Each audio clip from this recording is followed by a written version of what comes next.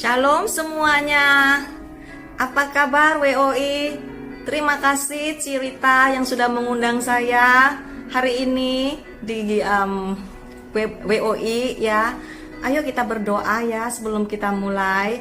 Kalau bisa saya minta saudara-saudara mengambil pulpen atau pensil atau kertas biar nanti firman yang dibagikan bisa dicatat ya, karena kemenangan kita cuman ada di firman Tuhan.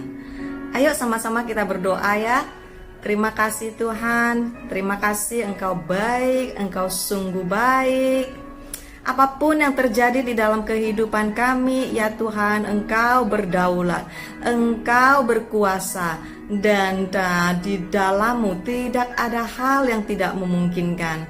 Ya Tuhan, Roh Kudus, satu-satunya yang kami inginkan sore hari ini, yaitu biar setiap umat-Mu mengenal-Mu lebih lagi. Ajarilah setiap umat-Mu firman-Mu, biar pada saat kami mendengar dan belajar firman-Mu, kami bukan cuma sekedar mendengar, tetapi kami mau taat dan menjadi pelaku firman, sebab kami tahu terobosan akan terjadi pada saat kami melaksanakan firman-Mu yang begitu luar biasa dan dahsyat.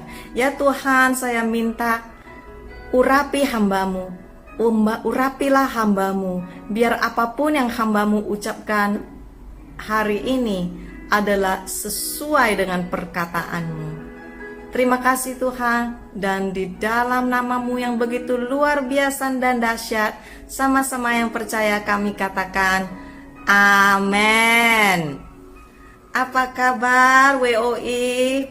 Sekali lagi Shalom dari Singapura. Saya belum bisa ke Indonesia ya, tetapi saya sangat kangen sekali. Saya sangat kangen sekali ke Indonesia ya. Kalau udah bisa terbang ya, negara pertama yang akan saya kunjungin pasti adalah Indonesia. Oke, hari ini adalah bagian kedua, part 2 of my message, how to be happy. Bagaimana kita akan menjadi Kristen yang bahagia? Bagaimana kita hidup bisa berbahagia? Jikalau saudara masih ingat khotbah pertama di part 1 ya, di part 1 itu ada 6 kunci ya, ada 6 kunci bagaimana kita bisa hidup bahagia. Bagi yang tidak ikut di part 1 bisa dilihat di YouTube ya, tapi saya akan ulangin sedikit ya. 6 kunci yang saya bagikan di part 1, bagaimana hidup berbahagia, bagaimana hidup bersukacita adalah yang pertama, kita tidak boleh egois. Ya, kita harus selalu memperdulikan orang lain, sebab sukacita adalah pada saat kita memberi. Memberi kepada siapa?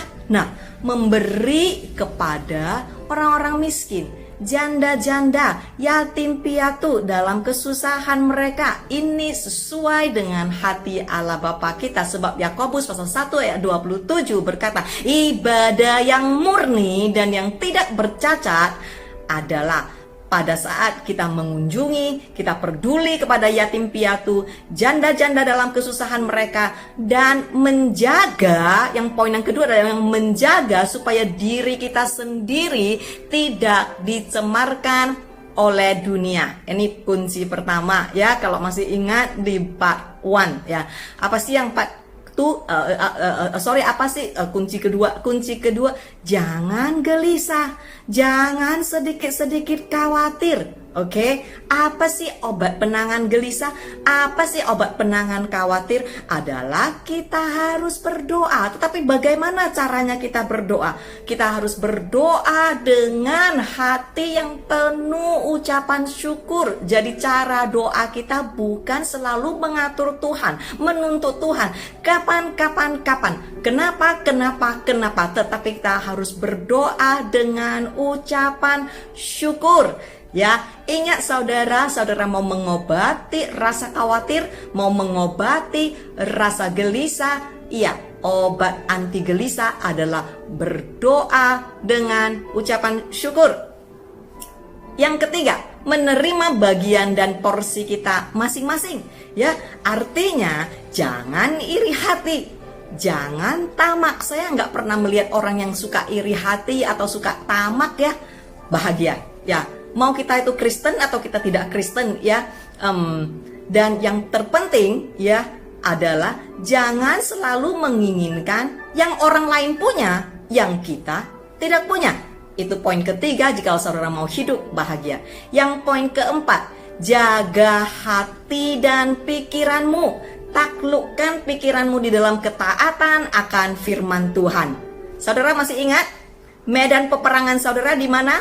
Tempat di mana saudara harus berperang di mana? Sebetulnya tidak jauh-jauh, cuman sekedar dari sini sampai di sini. Bagaimana saudara berpikir? Bagaimana saudara merasa? Disinilah medan peperanganmu. Jikalau engkau bisa menang atas bagaimana engkau berpikir, bagaimana engkau akan merasa, engkau sudah menang. Makanya firman Tuhan berkata, kita harus taklukkan pikiran kita dan terapkan pikiran kita di dalam ketaatan akan firman Tuhan. Saudara, saya mau ulangin sekali lagi 5J, jaga hati, jaga pikiran, jaga bibir, jaga jari. And the last one is Jesus only. Amen. Amin ya.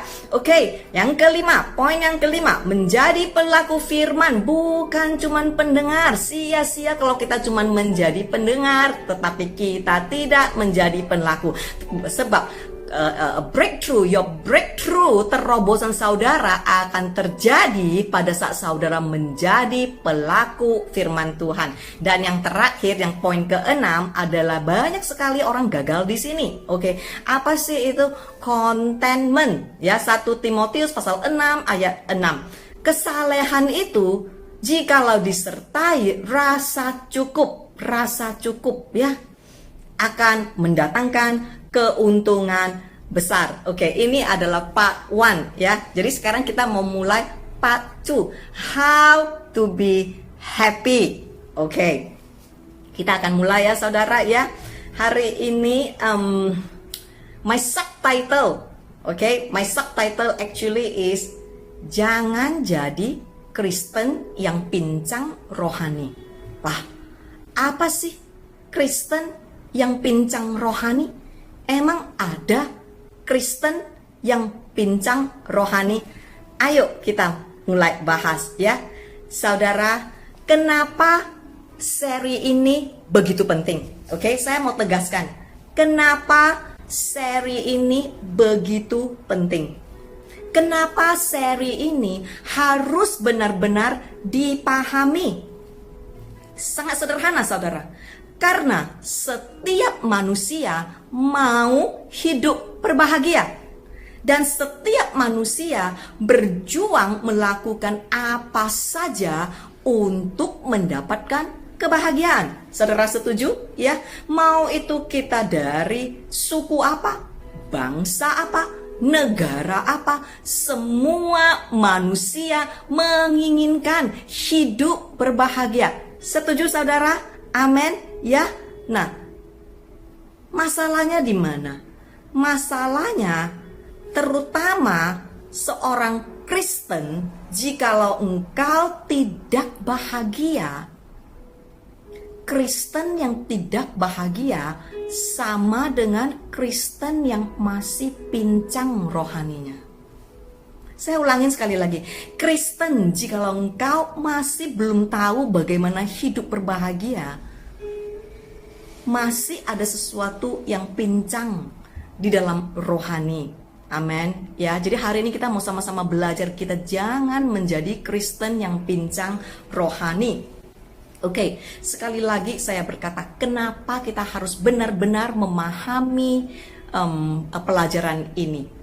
Yang pertama, sebab semua orang menginginkan kebahagiaan. Point 1. Point kedua, Tuhan mau setiap kita berbahagia. Oke? Tuhan mau setiap umatnya berbahagia. Masalahnya di mana? Masalahnya manusia tidak tahu bagaimana harus hidup bahagia. Bagaimana dengan Tuhan? Tuhan bukan cuma saja mau manusia berbahagia, tetapi Tuhan juga sudah memberi kuasa lewat Roh Kudusnya untuk memampukan manusia hidup berbahagia di muka bumi ini. Oke, saudara, kenapa manusia tidak tahu cara hidup berbahagia? Sebab kehidupan manusia jauh berbeda dengan perintah-perintah Tuhan. Oke, banyak orang yang berkata seperti ini kepadaku, Pastor, jadi emangnya kita nggak boleh sedih, ya? Apakah jadi Kristen kita nggak boleh sedih, ya?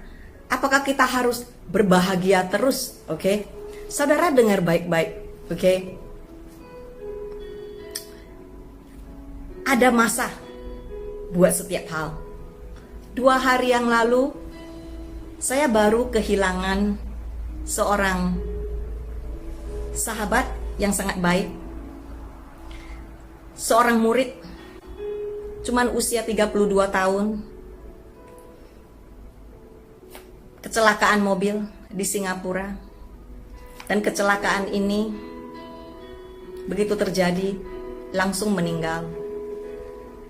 Seorang pengusaha muda yang begitu, he's a very promising boy. Tetapi dalam waktu singkat, beberapa detik, dia meninggal. Keluarganya sangat shock karena terpukul karena tidak ada seorang pun yang punya kesempatan untuk say goodbye. Hari ini adalah funeral service yang malam ini adalah malam yang terakhir. Di malam pertama dan di malam kedua, orang tuanya menangis dan menangis dan menangis, sangat sedih. Saya bertanya kepada mereka, how do you feel? Bagaimana perasaanmu? Jawaban mamanya begini, di satu sisi saya sangat sedih karena saya kehilangan anak saya kehilangan putra saya. Tetapi di satu sisi saya bahagia karena saya tahu di mana dia berada. Dia ada di surga bersama dengan Tuhan Yesus. Ada amin, saudara? Ada yang ke komentar? Nggak ada suaranya ya? Sudah ada, bisa dengar suaranya? Kalau bisa tolong dikasih cue biar saya tahu ada suaranya. Sudah ada suaranya? Ada? Sudah ada suaranya ya? Oke, saya teruskan ya. Saudara, firman Tuhan juga berkata, ya, secara segala sesuatu ada masanya. Ada masanya untuk menangis, ada masanya untuk tertawa. Saya tidak berkata kalau kita mengunjungi orang yang meninggal di funeral service, kita harus berkata, engkau harus berbahagia, engkau harus berbahagia. Tidak begitu. Tetapi jikalau kita melihat secara keseluruhan di dalam kehidupan kita, Tuhan mau kita berbahagia. Berbahagia, oke? Saya ulangin sekali lagi ya.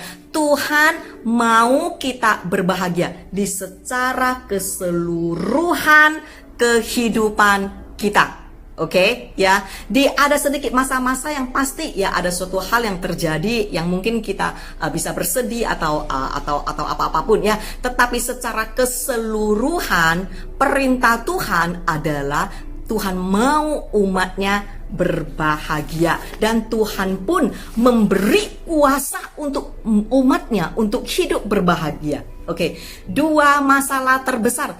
Kenapa sih kok Kristen nggak bahagia?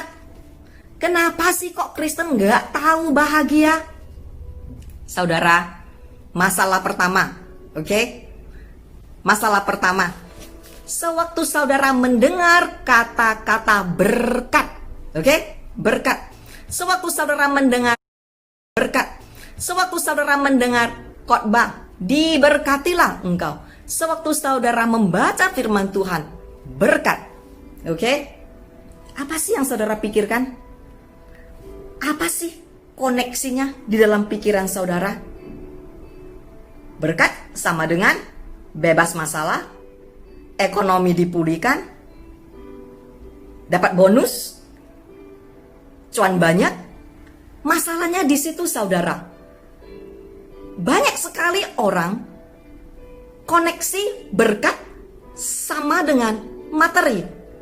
Saudara, kata awal-awal terjemahan asli berkat adalah bahagia. Saudara harus berubah paradigma dan konsep pemikiran saudara.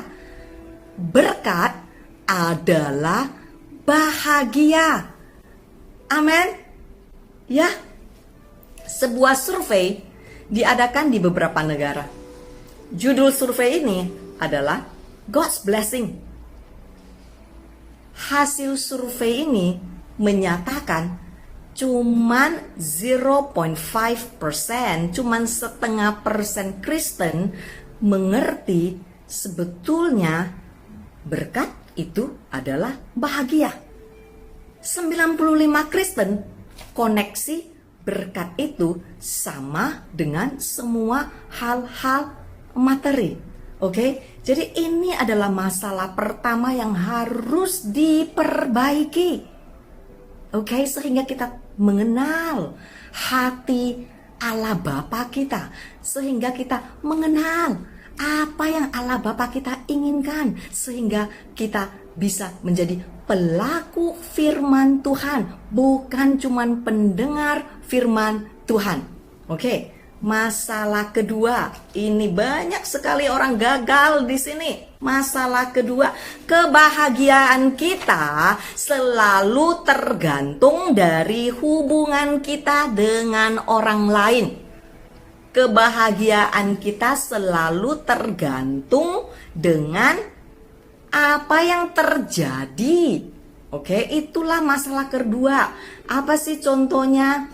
Contohnya orang selalu berkata seperti ini, aku baru akan bahagia jikalau, contoh, suamiku bertobat, anakku bertobat, usahaku lancar, aku bebas masalah, hutangku dibayar, hutangku lunas, aku baru bisa bahagia.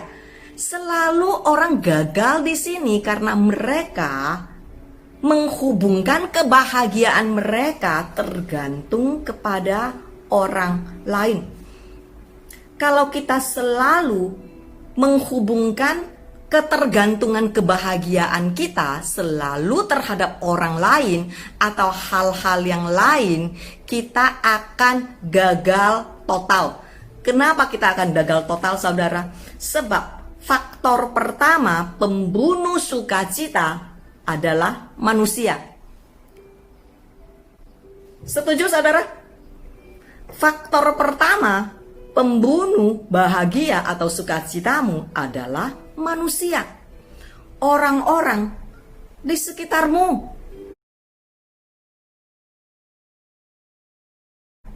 Di sekitarmu. Termasuk dirimu sendiri. Amin. Setuju, saudara? Faktor kedua pembunuh sukacita adalah situasi dan kondisi buruk yang sedang terjadi di dalam kehidupan kita. Jadi cuman dua faktor yang membunuh dan membinasakan dan mencuri kebahagiaan kita. Yang pertama adalah manusia. Yang kedua adalah situasi yang buruk yang sedang terjadi di hadapan kita. Jadi saudara, jikalau engkau berpikir seperti ini, aku akan bahagia jikalau suamiku bertobat, jikalau anakku bertobat, saudara, engkau akan gagal total. Sebab kebahagiaanmu tergantung dengan hubunganmu bersama Tuhan. Kebahagiaanmu tergantung kepada dirimu sendiri, bukan tergantung kepada orang lain, bukan tergantung kepada hal-hal mau itu baik ataupun buruk yang terjadi. Bagaimana dengan kehidupan saya? Saudara, banyak yang sudah mendengar kesaksian saya. Saya punya anak spesial, bukan cuma satu, tapi 2, oke? Anak pertama saya, anak spesial, dan saya juga ada satu anak angkat lagi, dan anak satu angkat saya juga anak spesial. Jadi saya punya 2 anak spesial, oke?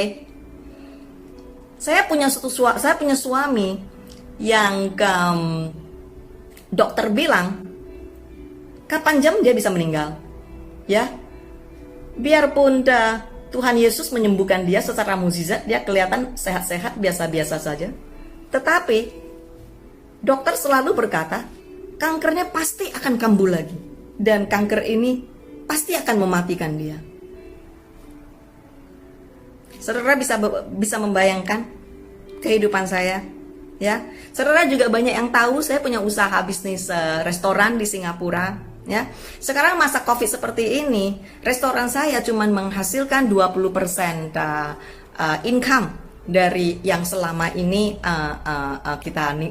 kita dapat, ya. Jadi ya ibaratnya kalau kelihatan dari situasi dan kondisi saya, seharusnya saya tidak ada satu hal pun yang bisa membuat saya sukacita. Apakah saudara punya anak spesial? Apakah saudara punya suami yang setiap saat dokter bilang pasti akan mati? Apakah saudara punya bisnis yang sekarang cuma mendapatkan penghasilan 20% karena masalah COVID? Mungkin ada, mungkin juga tidak ada, ya. Saya tidak tahu karena pergumulan dan masalah kita beda-beda. Tetapi poin saya begini, saudara.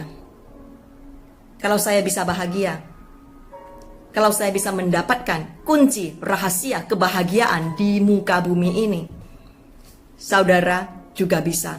Sebab saudara dan saya menyembah Tuhan Allah Bapa kita yang sama.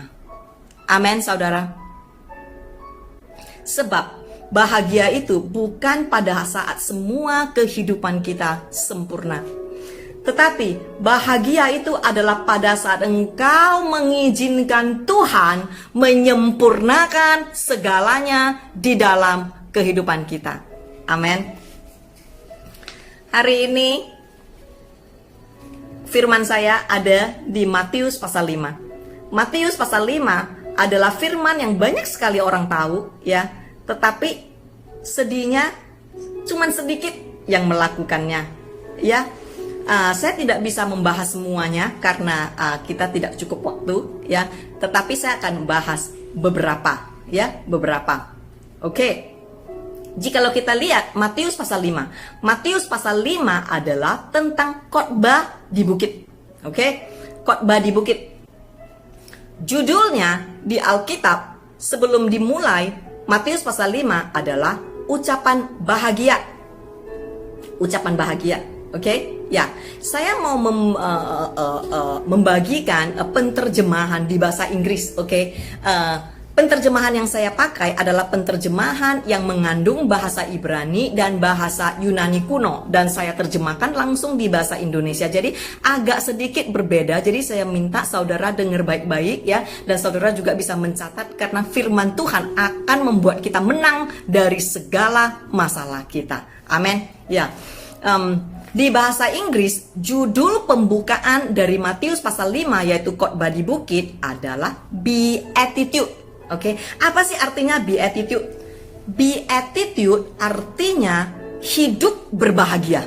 Oke, apa sih artinya beatitude? Jadi bukan cuma sekedar ucapan bahagia, tetapi Tuhan Yesus sedang mengajarkan kita bagaimana kita bisa hidup berbahagia selagi kita ada di muka bumi ini. Oke, beatitude apa sih artinya beatitude? Beatitude artinya supreme blessedness. Supreme blessedness. Apa sih supreme blessedness? Kebahagiaan yang tertinggi. Wow, saudara sadar nggak? Sudah diberikan rahasia-rahasia kepada setiap kita untuk bagaimana kita hidup berbahagia di muka bumi ini. Beatitude, oke?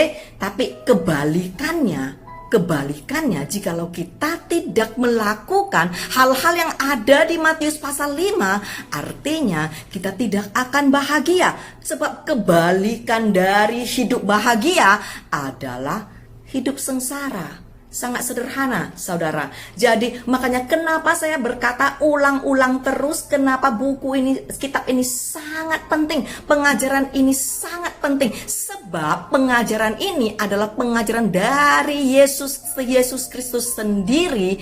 Dia mengajarkan kepada murid-muridnya bagaimana agar murid-muridnya, jemaat-jemaatnya, Kristen, pengikutnya akan hidup bahagia selagi mereka ada di muka bumi ini yang penuh dengan tantangan dan godaan. Oke, saya mau mulai ya. Saya mau mulai, kita bisa baca ya di Matius pasal 5 ayat 1. Matius pasal 5 ayat 1. Ketika Yesus melihat orang banyak itu, naiklah ia ke atas bukit, dan setelah ia duduk, datanglah murid-muridnya kepadanya. Maka Yesus pun mulai berbicara dan mengajar mereka. Katanya, berbahagialah orang yang miskin di hadapan Allah, karena mereka empunya kerajaan sorga. Saya rasa firman ini pasti semua orang tahu ya. Matius pasal 5 ayat 3. Berbahagialah orang yang miskin di hadapan Allah, karena merekalah yang empunya kerajaan surga.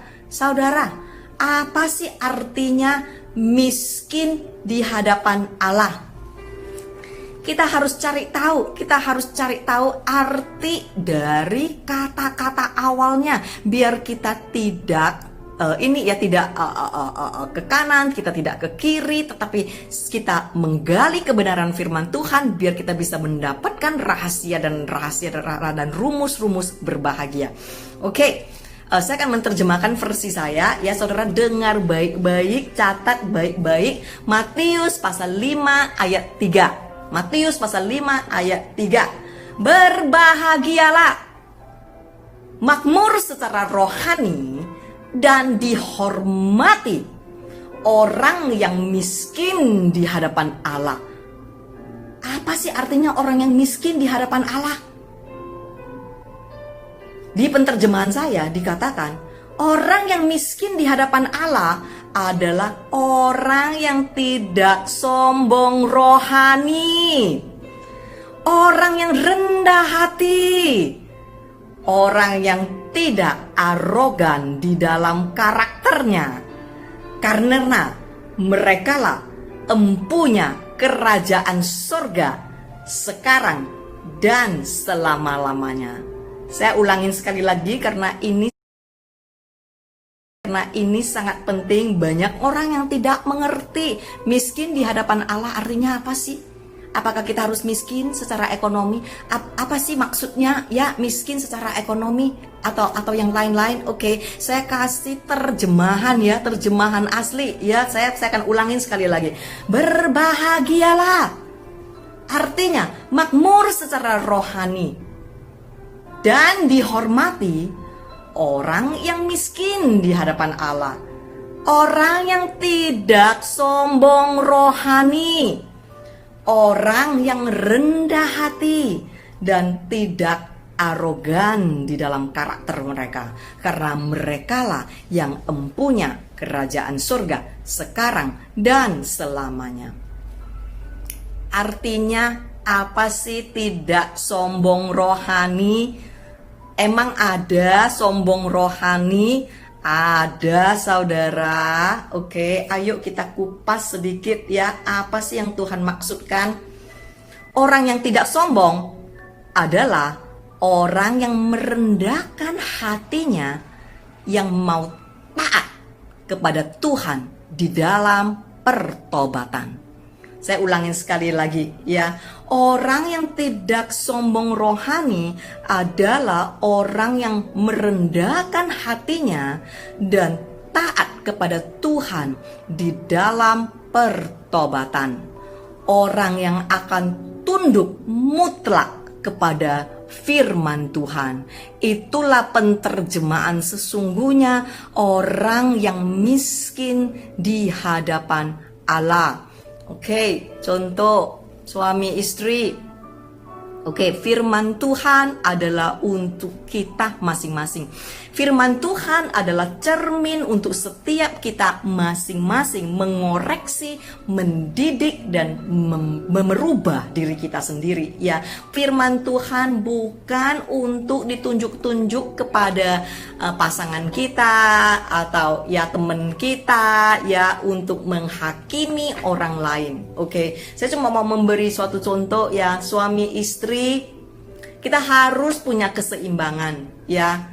Suami harus melakukan bagian mereka sebagai kepala keluarga, sebagai imam kudus.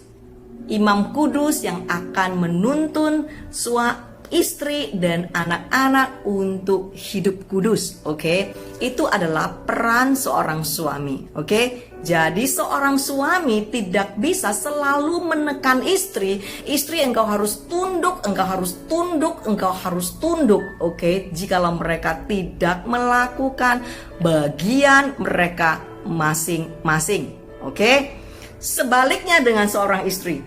Seorang istri kita adalah seorang penolong ya, penolong suami ya, tetapi kebanyakan kita selalu menghakimi suami kita. Kita selalu menunjuk-nunjuk suami kita harus bertobat, harus begini, harus begitu. Saudara, mulailah lakukan bagian masing-masing. Oke, kunci kemenangan untuk pasutri hidup berbahagia cuman satu: do your part.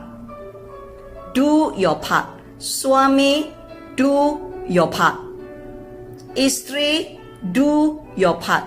Masalahnya kenapa terjadi perselisihan terus-menerus nggak berhenti? Sebab manusia adalah makhluk yang aneh. Sudah jelas-jelas disuruh firman Tuhan melakukan bagian masing-masing, tetapi mereka sukanya mengatur orang lain melakukan bagian mereka. Setuju saudara? Disitulah terjadi perselisihan.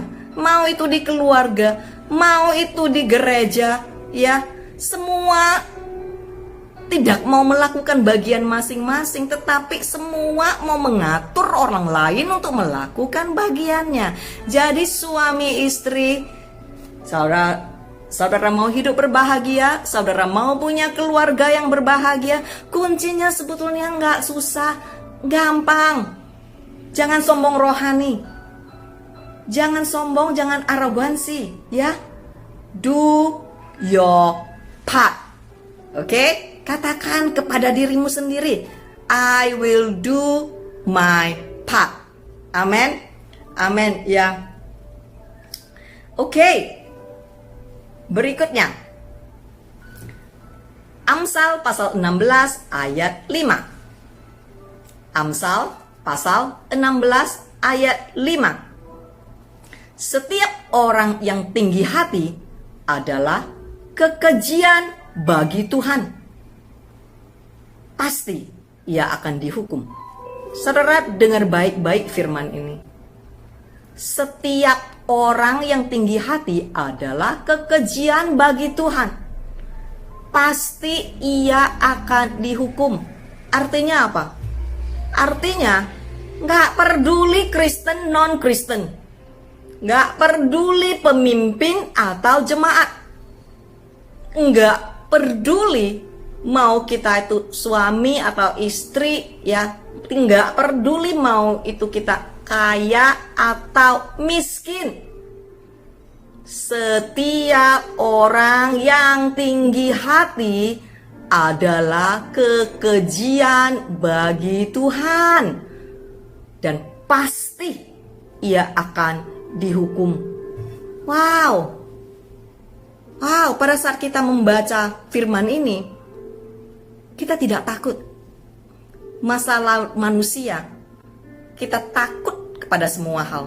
Takut mati, takut COVID, takut nggak punya duit, takut masa depan, takut kena penyakit, tapi nggak takut Tuhan.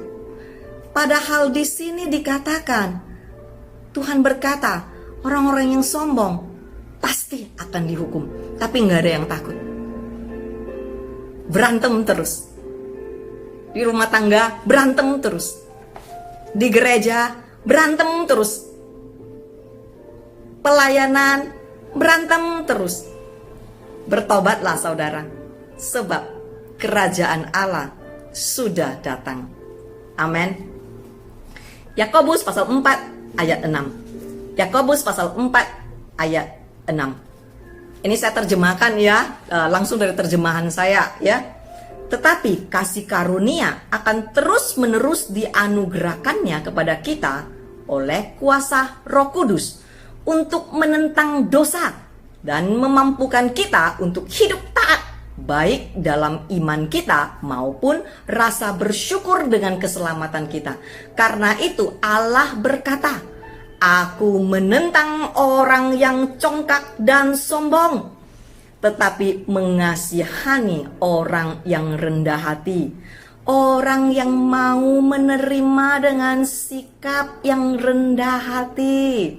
Saudara, rupanya salah satu kunci dan rahasia kebahagiaan yang diajarkan dari Yesus Kristus kepada setiap umatnya adalah, jika engkau mau hidup berbahagia, engkau harus hidup dengan rendah hati, tidak sombong rohani, tidak arogansi. Amin, saudara. Sangat sederhana ya. Saudara, artinya apa sih? Kita harus benar-benar tahu firman Tuhan ya. Kita sudah diberi kuasa Roh Kudus untuk memampukan setiap kita. Kenapa kita selalu berkata enggak mampu, enggak sanggup, enggak mampu untuk berubah, enggak mampu untuk bertobat? Sebab jelas-jelas Roh Kudus sudah diberikan kepada setiap kita untuk bertobat, untuk berubah, untuk menghibur, untuk menguatkan kita sampai setiap kita lebih setiap hari sedikit menyerupai Yesus Kristus. Alkitab adalah buku yang sangat luar biasa, ajaib. Saya mau menguatkan saudara, saya mau mendorong saudara harus baca firman Tuhan. Kenapa saudara, kenapa Kristen tidak pernah menggenapi kehidupan mereka sesuai dengan ciptaan Tuhan di muka bumi ini? Kenapa Kristen seharusnya mereka berbahagia tapi mereka tidak berbahagia di muka bumi ini? Sebab mereka tidak mengerti peraturan Tuhan, mereka tidak mengerti firman Tuhan. Ada yang nggak mau baca, malas baca. Ada yang baca tetapi tidak melakukan. Ada yang baca tetapi tidak mengerti ya. Saudara, saya sarankan saudara harus baca firman Tuhan. Sewaktu saudara baca firman Tuhan, jangan main comot di sini, comot di situ, comot semua yang baik-baik, comot semua yang berkat-berkat ya, yang menguntungkan ya. Tetapi pada saat saudara membaca, saudara harus membaca book by book, chapter by chapter. Saudara mau mendapatkan pewahyuan di dalam Alkitab sangat sederhana. Sangat sederhana.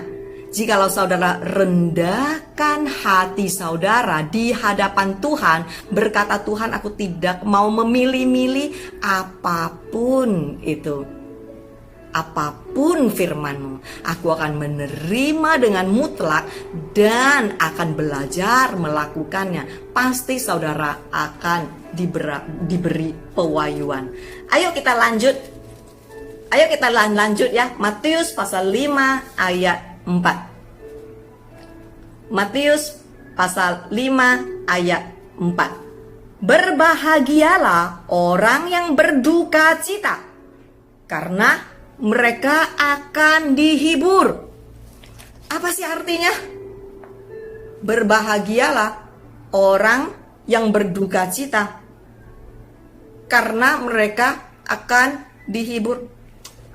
Kayaknya sepertinya nggak ada koneksinya ya. Apa sih artinya berduka cita? Apakah Tuhan mau kita sedih terus, berduka terus? Kayaknya kurang connect ya. Sebab di depannya berbahagia, terus di belakangnya berduka cita. Oke, saudara, saya mau membagikan terjemahan asli. Apa sih maksudnya? Ya biar setiap kita belajar, kita berubah, kita melakukan, biar kehidupan kita akan bahagia. Amin ya. Saya akan bacakan penterjemahan saya ya, biar saudara bisa catat ya, dan diulangin, dibaca, biar setiap kita sangat-sangat mengerti ya firman ini. Oke, Matius pasal 5 ayat 4. Berbahagialah, artinya diampuni dan disegarkan oleh kasih karunia Tuhan orang yang berduka atas dosanya dan bertobat. Berduka atas dosanya, saudara. Artinya orang yang begitu sadar kesalahan mereka dan cepat-cepat mau bertobat. Bukan artinya kita sudah sempurna ya saudara. Kita belum sempurna. Kadang-kadang kita masih marah, kadang-kadang kita masih emosian, kadang-kadang kita masih ya suka menghakimi orang lain. Tetapi kita harus sadar ya. Di sini dikatakan berbahagialah, diampuni dan disegarkan oleh kasih karunia Tuhan orang yang berduka atas dosanya dan bertobat, karena mereka akan dihibur dan beban dosa mereka akan diangkat.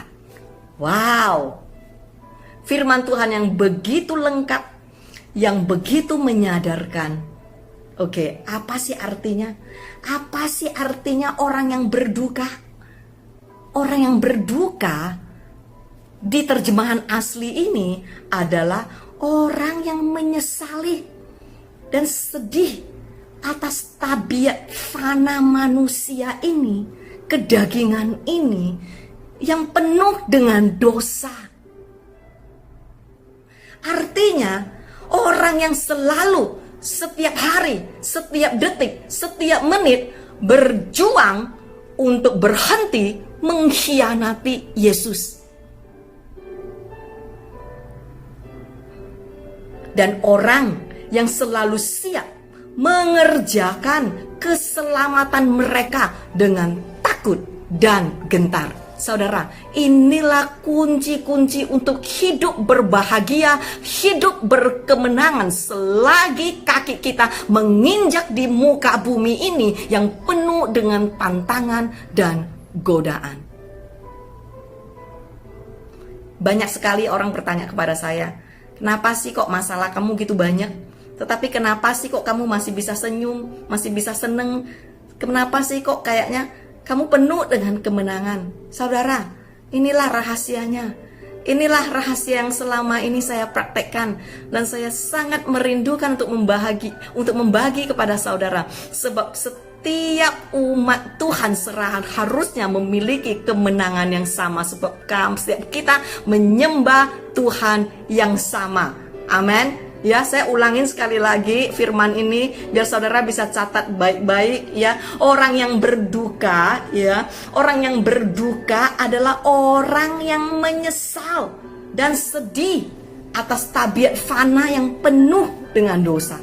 Orang yang akan berjuang setiap hari, setiap menit, setiap detik untuk tidak mengkhianati Yesus. Sekali lagi, bukan berarti kita sudah sempurna, tidak. Makanya kita tidak bisa sombong rohani, kita tidak bisa menghakimi orang lain. Saudara tahu nggak kenapa Kristen yang dewasa mereka nggak akan berantem sama Kristen yang lain? Karena nggak ada waktu untuk berantem, nggak ada waktu untuk berdebat. Kenapa? Karena untuk membereskan diri sendiri aja udah cukup sibuk lah, boro-boro kerjaannya berantem terus, kerjaannya berdebat terus, saudara. Nggak ada waktu, sebab peperangan ini adalah peperangan setiap hari, setiap menit, melawan kedagingan kita sendiri. Jadi kita harus berjuang, terus dan berhenti mengkhianati Yesus, baik di dalam perilaku kita, ataupun pikiran kita, ataupun perasaan kita,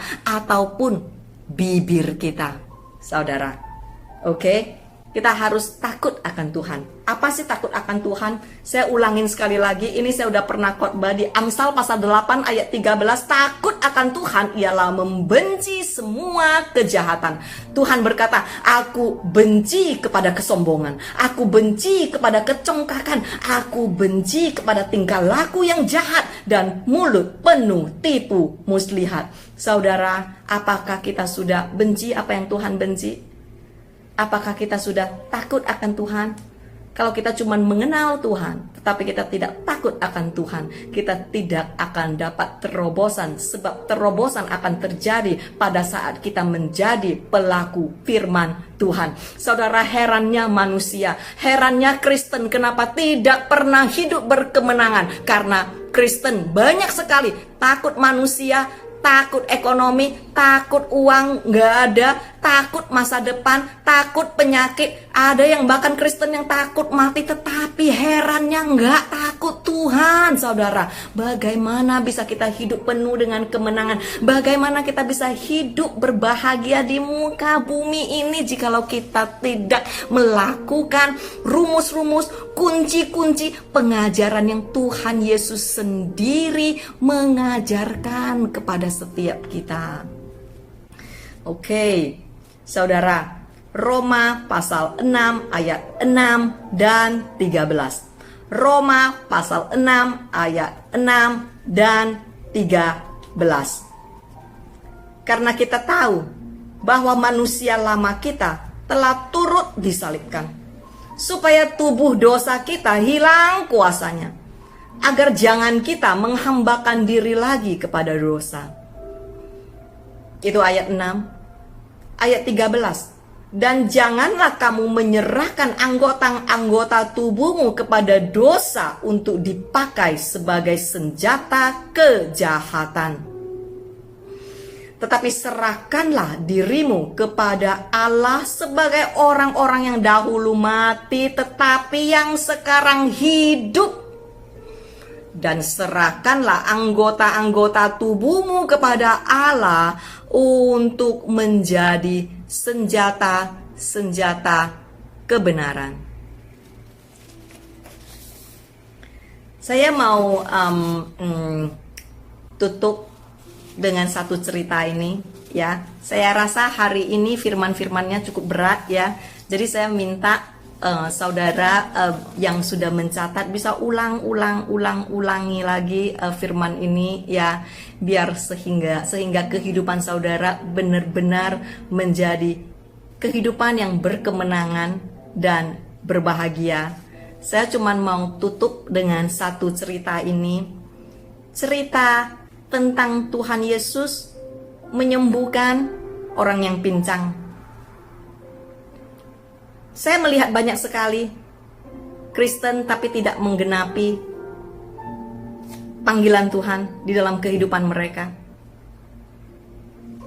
Saya melihat banyak sekali Kristen tetapi hidup tidak bahagia, dan ini sangat menyedihkan hati saya. Dan saya rasa ini juga sangat menyedihkan hati Allah Bapa kita. Karena Allah Bapa kita setiap Allah Bapa kita mau umat-umatnya berbahagia. Amin, ya. Yohanes pasal 5. Di situ ada seorang yang sudah 38 tahun lamanya sakit. 38 tahun lamanya sakit. Ketika Yesus melihat orang itu berbaring di situ, dan karena ia tahu, ya, firman Tuhan mencatat karena Yesus tahu, artinya apa? Karena Yesus tahu cara-cara orang ini, sifat-sifat orang ini, apa yang dilakukannya setiap hari, ya. Karena ia tahu, bahwa ia telah lama dalam keadaan itu, berkatalah ia kepada yang pincang ini, "Maukah engkau sembuh? Maukah engkau sembuh?" Jawab orang sakit ini, "Tuhan, tidak ada orang yang menurunkan aku. Tuhan, semua orang mendahului aku. Bagaimana aku bisa sembuh? Lihat." Kalau versi saya ya, mungkin begini ya. "Tuhan, lihat, itu orang-orang semua gak mau nolongin aku. Tuhan, lihat, itu orang-orang semua egois. Tuhan, lihat, itu orang-orang semua tidak memperdulikan aku." Ini versi aku ya saudara ya. Mungkin begini. "Tuhan, jikalau mereka berubah menjadi tidak egois, pasti aku akan sembuh. Jikalau mereka berubah lebih peduli kepada aku, pasti aku akan sembuh." Saudara, bukankah kedengarannya hampir sama kepada kita? Hampir sama. "Tuhan, seandainya suamiku bertobat, pasti aku akan bahagia. Seandainya mama mertuaku berubah, pasti aku akan bahagia. Seandainya aku dikasih cuan yang lebih banyak, pasti aku akan bahagia. Masalahnya ekonomi buruk, gimana bahagia?" Saudara, apa yang Tuhan Yesus katakan kepada si pincang ini? Tuhan Yesus berkata, "Bangunlah, angkatlah tilammu, dan berjalanlah." Dan pada saat itu juga sembuhlah orang itu. Lalu ia mengangkat tilamnya dan berjalan. Saya rasa ada dua hal yang bisa kita pelajari di sini. Yang pertama adalah, maukah engkau sembuh? Do you really want to heal? Banyak orang yang cuman berpikir, berkata, berharap mereka mau sembuh dari kondisi dan keadaan mereka. Tetapi 38 tahun mereka tetap terjebak di dalam konsep pemikiran, kebiasaan, tabiat. Sama seperti pengemis ini. Di bibir dia mau sembuh, di pikiran dia mau sembuh. Tetapi 38 tahun terjebak di dalam konsep pemikiran dan kebiasaan dan tabiat, ketergantungan kepada orang lain. Karena mereka tidak mau menurunkan aku, karena mereka tidak mau menolong aku. Apa sih masalahnya saudara? Apa sih masalahnya saudara?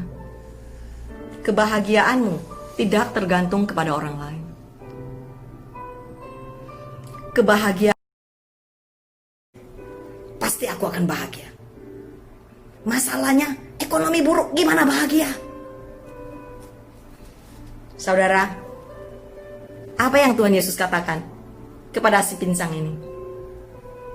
Tuhan Yesus berkata, "Bangunlah, angkatlah tilammu, dan berjalanlah." Dan pada saat itu juga sembuhlah orang itu. Lalu ia mengangkat tilamnya dan berjalan. Saya rasa ada dua hal yang bisa kita pelajari di sini. Yang pertama adalah, maukah engkau sembuh? Do you really want to heal? Banyak orang yang cuman berpikir, berkata, berharap mereka mau sembuh dari kondisi dan keadaan mereka. Tetapi 38 tahun mereka tetap terjebak di dalam konsep pemikiran, kebiasaan, tabiat. Sama seperti pengemis ini. Di bibir dia mau sembuh, di pikiran dia mau sembuh. Tetapi 38 tahun terjebak di dalam konsep pemikiran dan kebiasaan dan tabiat ketergantungan kepada orang lain. Karena mereka tidak mau menurunkan aku. Karena mereka tidak mau menolong aku.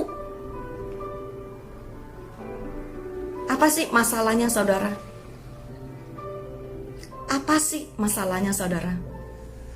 Kebahagiaanmu tidak tergantung kepada orang lain. Kebahagiaanmu tergantung kepada Tuhan. Hubunganmu dengan Tuhan. Kebahagiaanmu tidak tergantung kepada kondisi dan situasimu. Tuhan Yesus berkata, bangunlah, angkatlah tilammu, dan berjalan. Buat si pengemis ini, harus ada terjadi banyak perubahan di dalam kehidupannya. 38 tahun dia terbaring. 38 tahun dia tuh pengemis. Dia tidak perlu berjuang untuk makan. Ya, makanan dia adalah tergantung kepada belas kasihan orang lain. Tetapi pada saat dia sembuh, dia harus membuat suatu perubahan yang drastik. Perubahan yang drastik artinya, kenapa disuruh angkat tilammu? Kenapa disuruh bangunlah? Kenapa disuruh berjalan? Artinya ada suatu hal drastik yang harus kita lakukan jikalau kita mau sembuh. Ada satu perubahan drastik terhadap cara kita berpikir, konsep pemikiran, dan tabiat kebiasaan buruk kita yang harus dirubah jikalau kita mau sembuh secara rohani. Saudara, happiness is not the absence of problem, but the presence of God. Kebahagiaan bukan karena nggak ada masalah, tapi karena ada Tuhan. Bahagia itu bukan pada saat semua kehidupanmu sempurna. Tetapi bahagia itu adalah pada saat engkau mengizinkan Tuhan menyempurnakan segalanya. Happiness is about you and your God. Dan saya rasa hari ini Tuhan sedang berkata kepada umatnya, maukah engkau sembuh? Maukah engkau sembuh?